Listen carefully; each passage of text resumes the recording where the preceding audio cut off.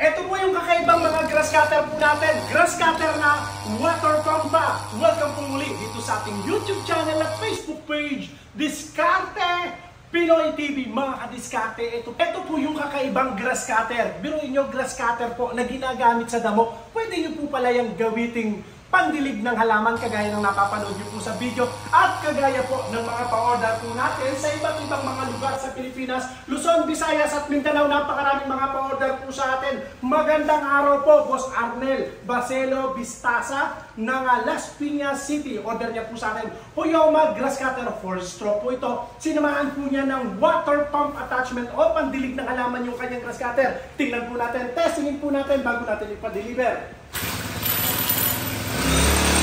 Imagine niyo po 1,300 lang po. Pag kinabit niyo po ito sa dulo ng inyong grass cutter, yung grass cutter niyo, pwede niyo na po siyang magamit na pandilig sa inyong mga halaman o sa inyong mga gulayan. Napaka-effective. Imagine, 1,300 lang po. May pandilig na po kayo ng halaman. At kung sasamahan niyo po ng grass cutter, ito pong grass cutter natin, pagka 4-stroke na heavy duty, Huyoma Japan po yan.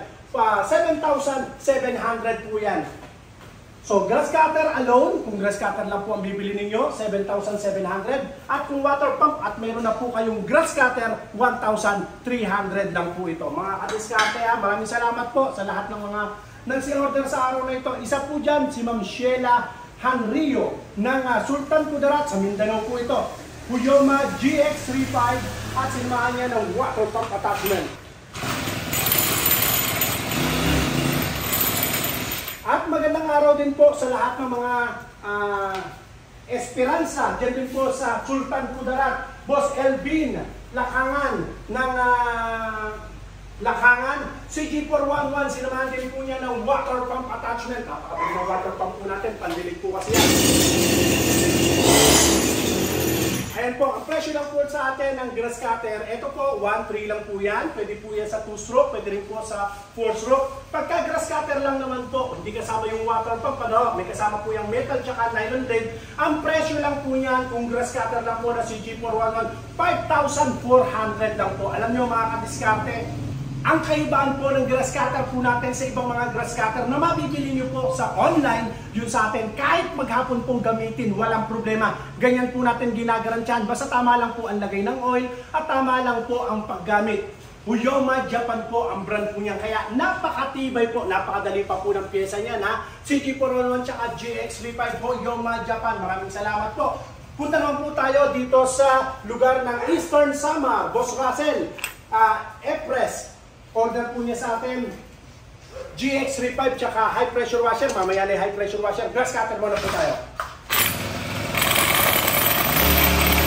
At ako 4-stroke sa mga nagtatanong, sa mga beginner, sa mga nagtatanong, ano ba ang pagkakaiba ng 4-stroke tsaka 2-stroke na grass cutter? Ang 2-stroke po, medyo mausok. Okay?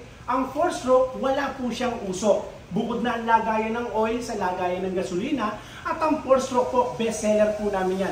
At ang 4-stroke, mas matipid po sa gasolina at mas madali po siyang i-start. Mas tahimik pa po ang 4-stroke. Ang 2-stroke naman po, mas malakas po siya, pero may ingay, may usok. Yun naman po ang disadvantage at advantage po ng dalawang model pong yan. Boss Pearly, bye-bye, Robles ng Dasmariñas City. Si Pipo Nudalo ng Cebu, sa Camotes, Cebu. Huyoma GX35 dito. Boss Patrick Noel Ramagubuya ng Cebu, Mandawi City, GX35 with circular blade. Ayan po yung inyong circular blade. Punta naman po tayo. Dito na to.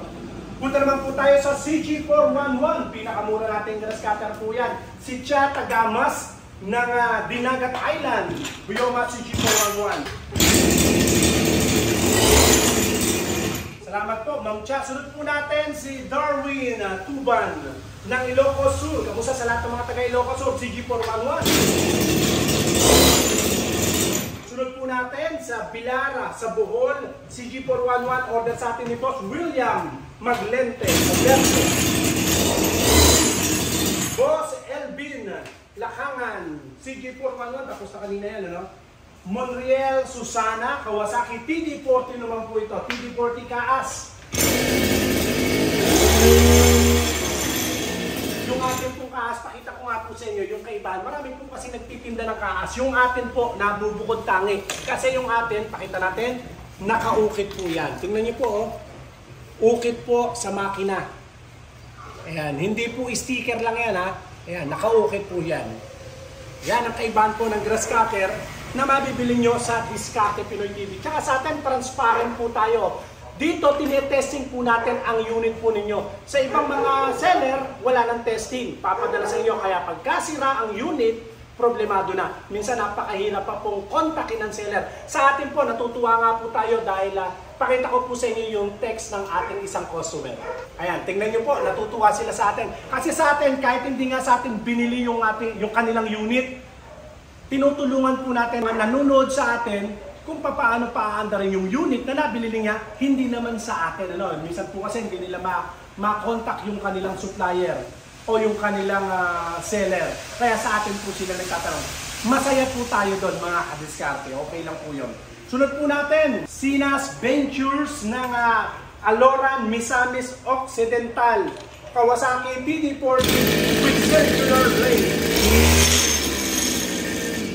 Punta naman po tayo, ayan, circular blade. Punta tayo sa mga chainsaw naman po natin. Chainsaw. Shoutout po na tayo kay Javier's Family. Magandang araw po, Javier's Family. Gani Salata, Rodrigo Larca Family. Ayan, ng San Jose del Monte, Bulacan. Magandang araw po sa Rodrigo Larca Family at Javier Family, Gani Salada. Ayan po, magandang araw po sa lahat ng mga taga San Jose del Monte, Bulacan. Ito po, change naman po tayo na Oxford. Si Kirby Bukay ng San Pablo City sa Laguna.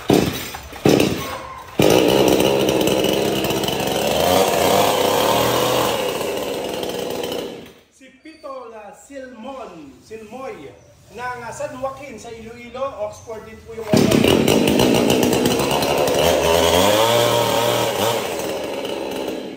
spark plug kay Boss Mara Ligutom. Sa lahat po ng mga interesado, pwede po kayong mag-message sa ating pong Facebook page o kaya ay mag-comment sa ating pong comment box sa YouTube channel.